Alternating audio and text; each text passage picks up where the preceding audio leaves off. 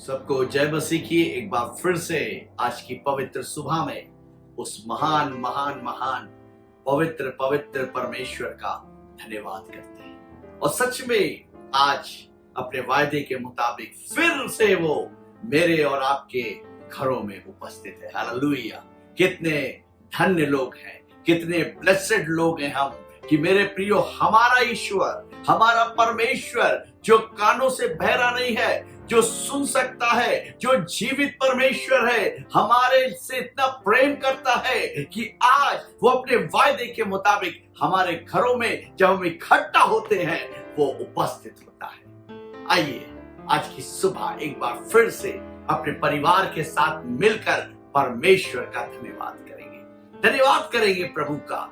और आज इस जो आराधना को हम करने जा रहे हैं, सुनने जा रहे हैं, उसे आत्मा में होकर एंजॉय करेंगे, आत्मा में होकर प्रभु की महिमा करेंगे।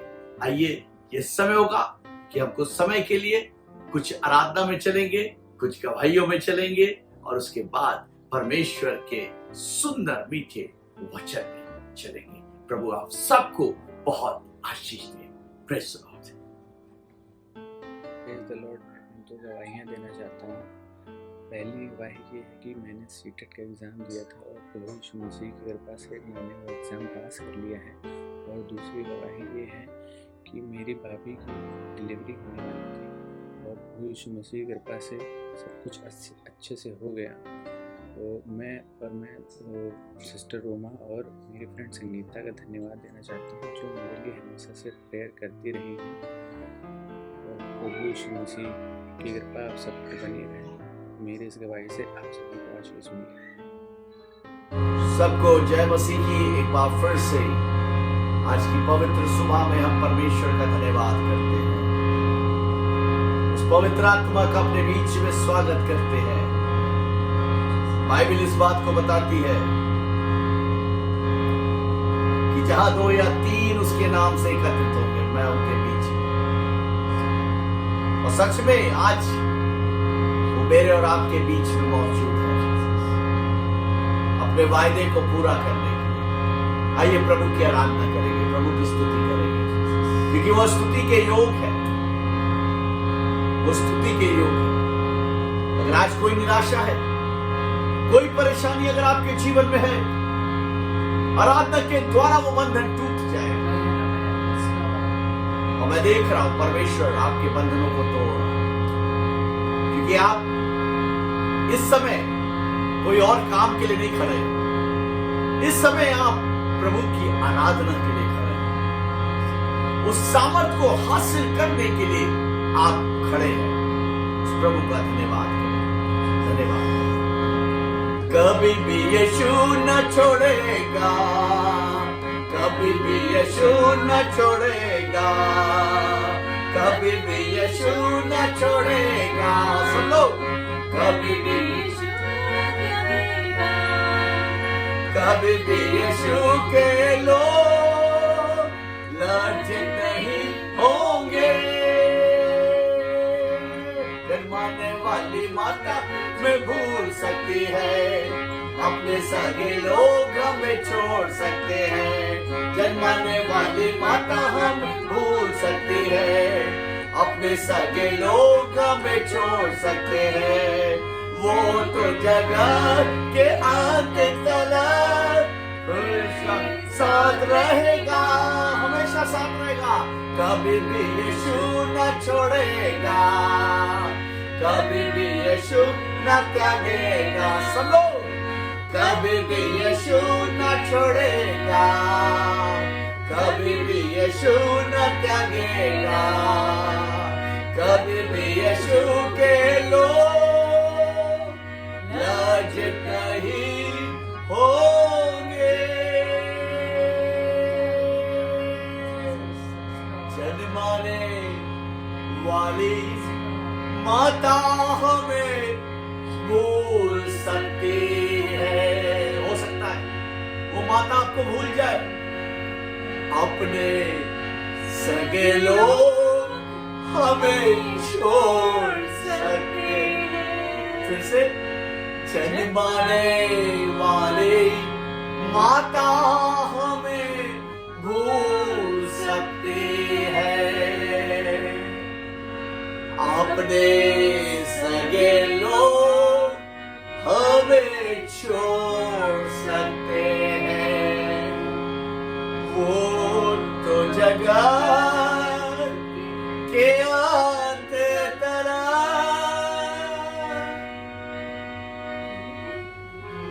मेरे साथ रहेगा। सब लोग कहे मेरे साथ रहेगा। फिर से एक बार, मेरे साथ रहेगा। सच में जन्माने वाली बात आपको भूल सकती है, आपके सगे लोग आज आपको छोड़कर जा सकते हैं, लेकिन उस परमेश्वर का, उस यीशु का ये वायदा है, ना मैं तुम्हें त्यागूंगा और ना कभी मैं तुम्हें छोड़ूंगा। ये उसका वायदा है मेरे प्रियो। उसने ये वायदा किया मेरे और आपसे कि ना वो त्यागेगा और ना कभी छोड़ेगा। मेरे प्रियो, बाइबल कहती है सारी चीजें टल सकती है, परमेश्वर की बात टल नहीं सकती। परमेश्वर की बात टल नहीं सकते, उसका पूरा होना निश्चित। उन बातों का पूरा होना तुम्हारे जीवन में निश्चित है। उस प्रभु का धन्यवाद करें, धन्यवाद करें, धन्यवाद करें। जब आराधना में है, प्रभु की महिमा में है, प्रभु की स्तुति में है, उसका धन्यवाद। अरे पति के तू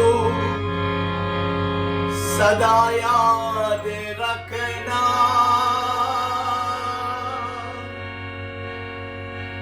तू कभी भी अकेला नहीं है। पति के तू सदा याद रखना, सच में तू अकेला नहीं है, तू कभी भी अकेला नहीं है। जीवन के सफर में ओ राहे, जीवन के सफर में तू कभी भी अकेला नहीं है।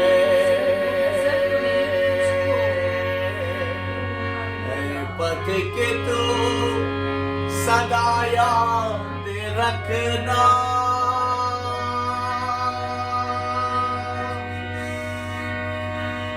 तू कभी भी अकेला नहीं है।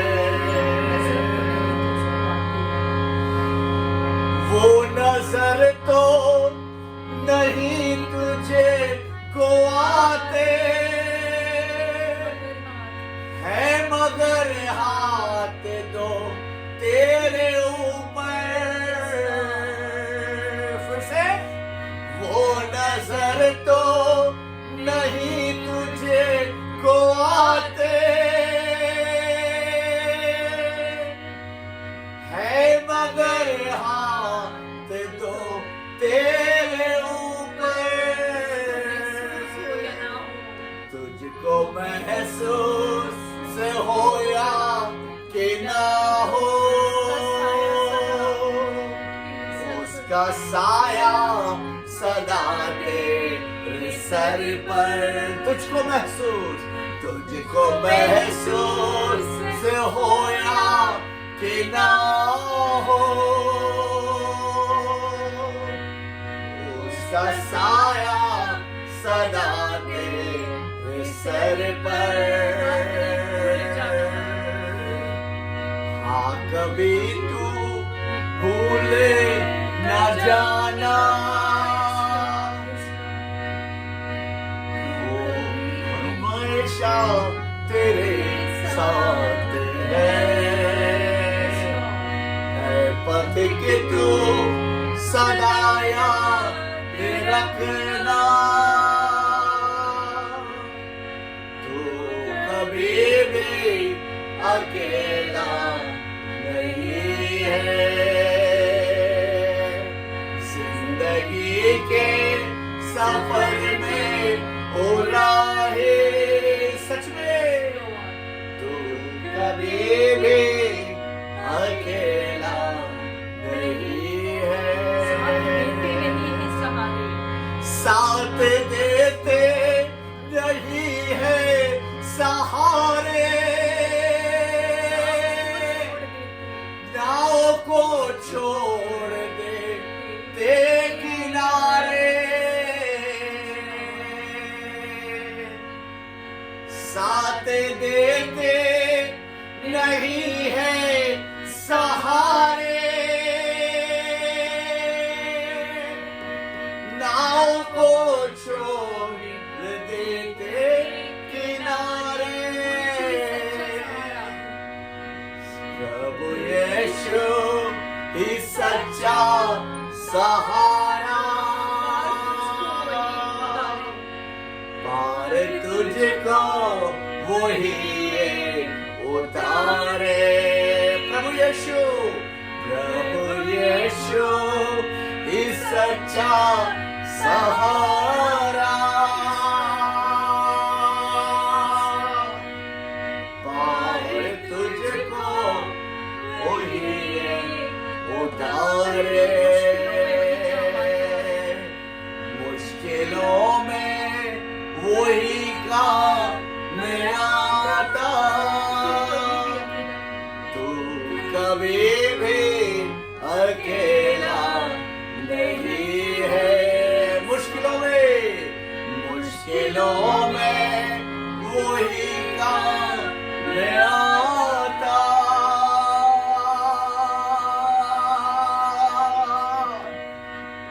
तू कभी भी अकेला नहीं है, तू कभी भी अकेला नहीं है, तू कभी भी अकेला नहीं है। सच में कितनी ही मुश्किलें तुम्हारे जीवन में क्यों ना हो, तू अकेला नहीं है। मेरी बहन, मेरे भाई, मेरे बेटे, मेरे बेटी, तू अकेला नहीं है। ये मेरे यीशु का वायदा है। दुनिया के लोगों ने तेरा साथ छोड़ दिया है, सब छोड़कर चले गए हो, लेकिन फिर आज वो यीशु कहता तू अकेला नहीं है। तू अपने जीवन के सफर में अकेला नहीं है। मैं तेरे साथ हूं, मैं तेरे साथ हूं, मैं तेरे साथ हूं। जगत के अंत तक मैं तेरे साथ हूं।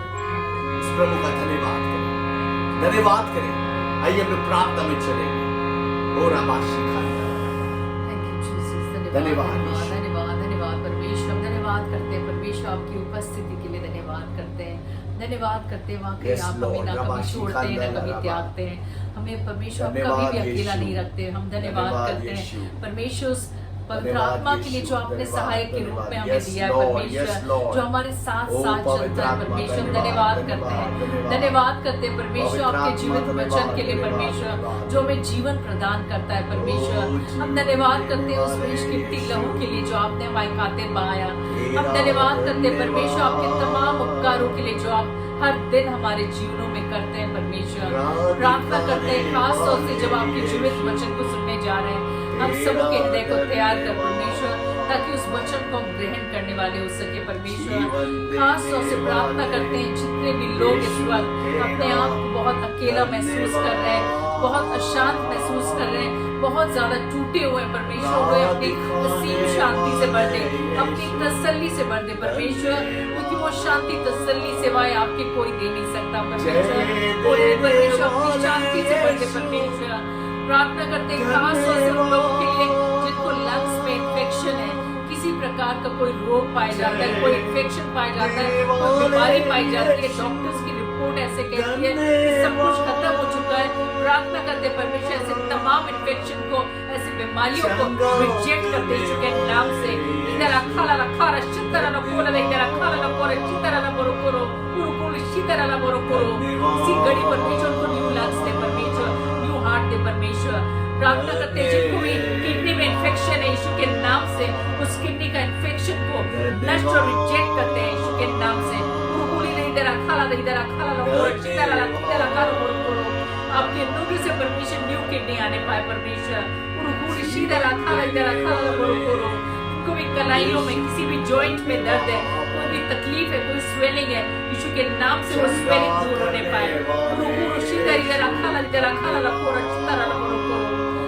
परमेश्वर जब आपके वचन को सुनने जा रहे हैं तो हम सबके हृदय को तैयार कर परमेश्वर आपकी बेटी को आपके हाथ सौंपते, पवित्र आत्मा अपने दुगने अभिषेक से भर, और जैसा पवित्र आत्मा आप चाहते हैं उनके वैसे वचन को बांटने पाए परमेश्वर, और हम सब परमेश्वर 100 गुना फल लाने वाले हो सके, औरों के लिए आशीष का कारण बन सके।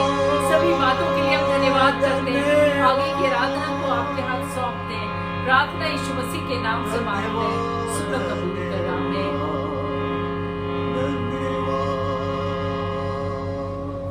आप सब भाई बहनों को जय मसीह की। हम परमेश्वर का धन्यवाद करते हैं इस समय के लिए, और ख़ास तौर से हम उसका धन्यवाद करेंगे कि आज का इतना खूबसूरत सा दिन परमेश्वर ने हमें दिखाया है।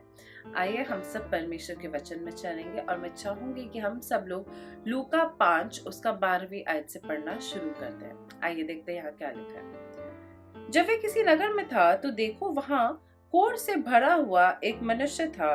वे यीशु को देखकर मुंह के बल गिरा और विनती की कि हे प्रभु, यदि तू चाहे तो मुझे शुद्ध कर सकता है। उसने हाथ बढ़ाकर उसे छुआ और कहा, मैं चाहता हूँ कि तू शुद्ध हो जा, और उसका कोढ़ तुरंत जाता रहा। तब उसने उसे चिताया कि किसी से ना कहना, परंतु जा अपने आप को याजक को दिखा और अपने शुद्ध होने के विषय में जो कुछ मूसा ने चढ़ावा ठहराया है उसे चढ़ा, कि उन पर गवाही हो। परंतु उसकी चर्चा और भी फैलती गई, और भीड़ की भीड़ उसकी सुनने के लिए और अपने बीमारियों से चंगे होने के लिए इकट्ठी हुई। परंतु वे जंगलों में अलग जाकर प्रार्थना किया करता था। Praise the Lord. यहाँ हमने एक बहुत खूबसूरत सी एक बात देखी कि किस प्रकार से वो कोढ़ी जो था मनुष्य, उसने क्या कहा कि परमेश्वर यदि तू चाहे, परमेश्वर यदि तेरी मर्जी हो, यदि तेरे उपाय में ऐसा हो, यदि तेरे नजरिए में ये ठीक हो। कई बार आज हम और आप परमेश्वर के नजरिए को ना मांग के अपनी बात को रख देते हैं कि परमेश्वर मुझे ये दे दो, मुझे ऐसा कर दो, मुझे वैसा कर दो। पर हम ये भूल जाते हैं कि जिस परमेश्वर के हाथों में हर चीज है, क्या उसकी मर्जी है? क्या उसके नजरिए से ये चीज ठीक है? क्या उसके नजरिए से मेरी ये समस्या का हल निकलना, या मैं जिस तरह से सोच रही हूँ, या मैं जिस तरह से सोच रहा हूँ वो वैसा होना ठीक है? और एक बहुत खूबसूरत बात जब उसने ये बोली कि यदि तू चाहे तो, उसने अपने आप को इतनी खूबसूरती से परमेश्वर के हाथों में सरेंडर किया कि परमेश्वर को कुछ कहने को रहा ही नहीं। उन्होंने कहा हाँ मैं चाहता हूँ कि तू चंगा हो जाए, और उसके बाद परमेश्वर ने उसको इंस्ट्रक्शंस दिए।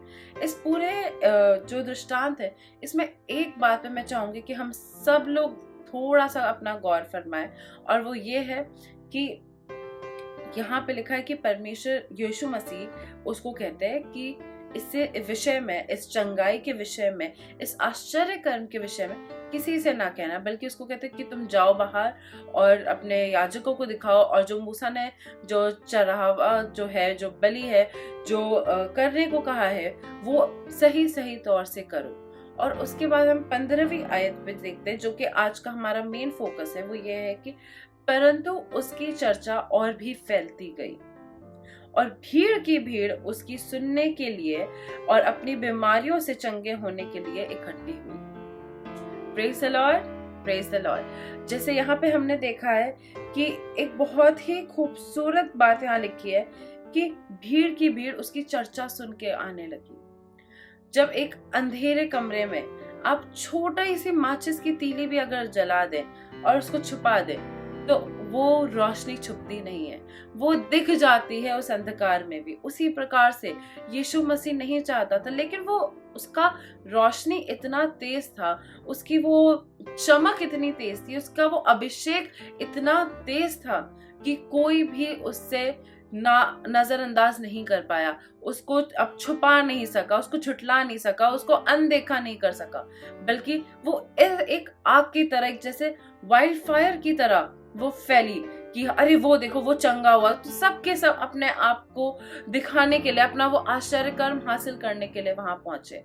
लेकिन यहाँ पे हमें एक बात देखने को मिलती है कि परंतु उसकी चर्चा और भी फैलती गई और भीड़ की भीड़ उसे सुनने के लिए और अपनी बीमारियों से चंगे होने के लिए इकट्ठी हुई। यहाँ सिर्फ शारीरिक चंगाई नहीं, लोग आत्मिक चंगाई के लिए भी आ रहे थे। उसके वचनों को सुन के अपने आप को वो शांति देने के लिए, जो शांति के वो हकदार थे, जो शांति उनके लिए ठहराई गई थी, और उस शांति को पाने के लिए, उस आत्मिक चंगाई को पाने के लिए, उस शारीरिक चंगाई को पाने के लिए, उस मानसिक चंगाई को पाने के लिए लोग भीड़ की भीड़ उसके पीछे हो रहे थे, उसको फॉलो कर रहे थे, उसके पास आना चाहते थे, उसको सुनना चाहते थे, उससे वो शिफा का हाथ चाहते थे कि उस पे भी वो रख दे। लेकिन यहाँ पे जो 16 आए थे वो मुझे बहुत ज्यादा अट्रैक्ट करते हैं। वो ये कहता है कि परंतु वे जंगलों में अलग जाकर प्रार्थना किया करता था। वो जब हम इसको एम्पलीफाइड वर्जन में पढ़ते हैं तो उसमें लिखा है कि often Lord Jesus used to go out, seclude himself from the entire crowd to sit in the presence of God. कितना नेसेसरी है प्रेजेंस ऑफ गॉड में वो बैठना, वो सेक्लूजन करने का, अपने आप को उस भीड़ से अलग करके एकांत की प्रार्थना करने का। आज एकांत की प्रार्थना का महत्व 0 होता जा रहा है।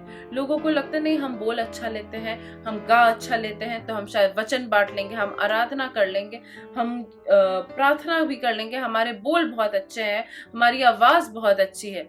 लेकिन आप शब्दों को तो कॉपी कर सकते हैं। मैं जो बात बोलने जा रही हूँ शायद कुछ लोगों को ठेस भी लग सकती है, लेकिन बहुत गहरी बात है। इसको आप सुनिए, क्योंकि परमेश्वर आज हम सब से ये कह रहा है और हम सबको सिखा भी रहा है।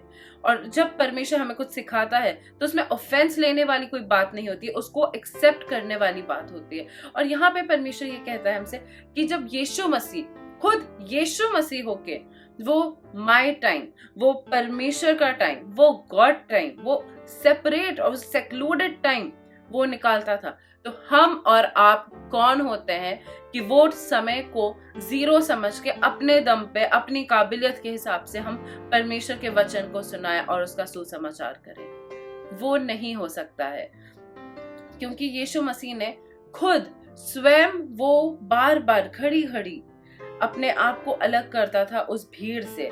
क्यों? ताकि वो परमेश्वर की आत्मा को और सुन सके। जब आप अपने एक हाथ से निकाल रहे हैं तो आपको अपने आप को रिस्टॉक करने के लिए बार बार उस आत्मा के पास जाना होगा, उस एकांत की प्रार्थना में बैठना होगा।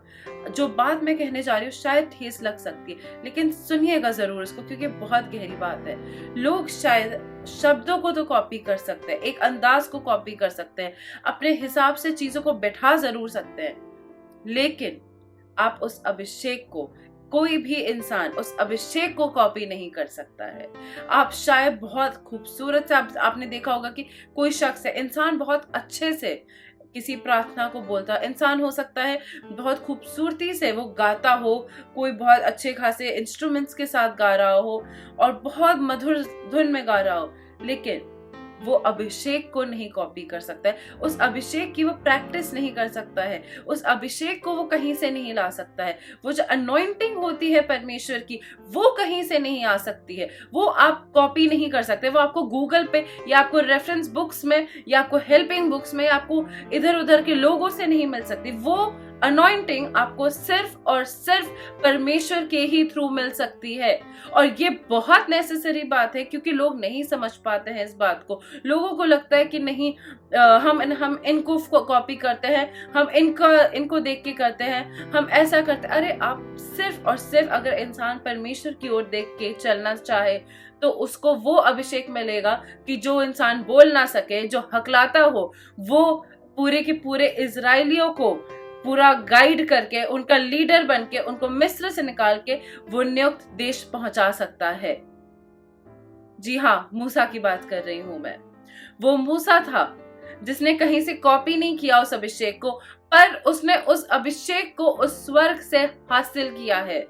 आज हमें और आपको अपने वो आवर टाइम विद गॉड की जरूरत है। हमारा वो समय परमेश्वर के साथ कहाँ गया? क्या वो हम रात में निकालते हैं, सुबह निकालते हैं, हफ्ते में एक बार निकालते हैं, महीने में एक बार निकालते हैं, या सिर्फ साल में 1 या 2 बार निकालते हैं? आज सवाल यहाँ उठता है, आपको कितनी दफा वो समय मिलता है परमेश्वर के साथ? मैं नहीं कहूंगी कि आप दिन में इतना घंटा करें या उतना घंटा करें, ये परमेश्वर आपको बताएगा। मैं कोई नहीं होती हूँ आपको बताने वाली, पर वो परमेश्वर है जो आपको बताएगा कि आपको कितना समय करना है। लेकिन प्रतिदिन उसकी संगति में बैठना जरूरी है, प्रतिदिन उसके पास उसकी आवाज को एकांत में सुनना जरूरी है। जितना जरूरी आपका फैमिली प्रेयर होता है, उतना ही जरूरी आपका ये पर्सनल प्रेयर भी होता है।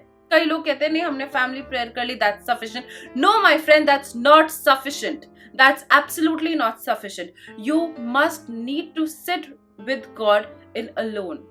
Not when you're around with people, not when you're around with your wife, your husband, your children, but सिर्फ तब जब आप अकेले परमेश्वर के साथ हों।